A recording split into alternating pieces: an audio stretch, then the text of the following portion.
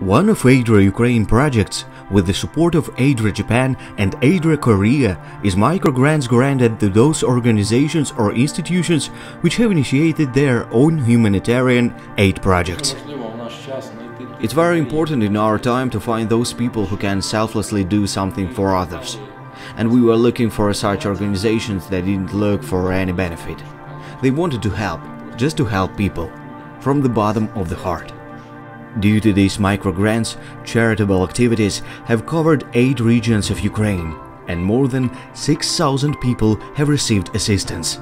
Next types of assistance have been provided: food assistance, shelter housing assistance, home replacement assistance, collective centers, renovation assistance to provide living conditions for IDPs, medical services, consultations with psychologists, distribution of food and non-food goods, evacuation. A large number of citizens have been forced to leave their homes and seek refuge in western Ukraine. Therefore, the issue of organizing and creating temporary shelters for internally displaced persons has become acute.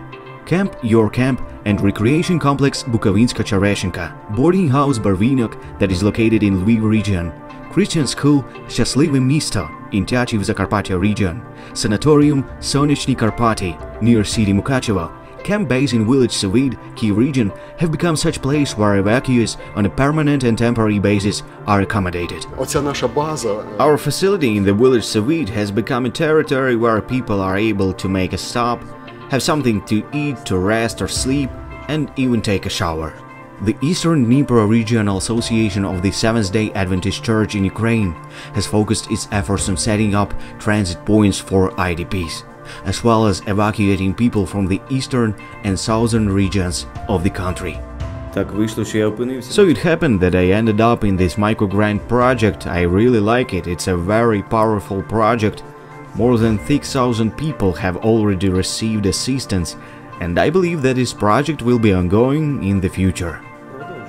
The grant was received by a private higher education institution, the Ukrainian Institute of Arts and Sciences. The funds were used for humanitarian aid and campus property restoration after warfare. In fact, the territory of our institute, our campus, was the epicenter, because near Irpin, Gostomel, there was a constant bombing. There are houses nearby with the 3 direct shells or mines hits, and also our territory got damaged because several shells fell, and as you can see, we are in the assembly hall. Just a meter from the assembly hall, 1 shell fell, and there are several funnels on the territory of our institution, on our campus. Due to the grant, public organization Yabuchanets rebuilds war-damaged houses and provides informational support to community residents. More than 3,500 people have received assistance in this direction. We receive people's appeals, we pass them to volunteers. Volunteers, thanks to the support of a wonderful Japanese organization, receive building materials.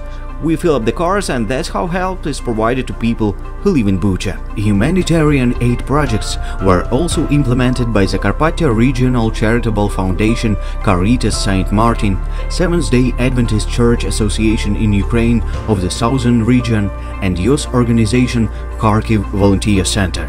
Clinic Angelia has received a grant for further implementation of mobile clinic project. Due to the mobile trips, more than 450 people have medical care and other services.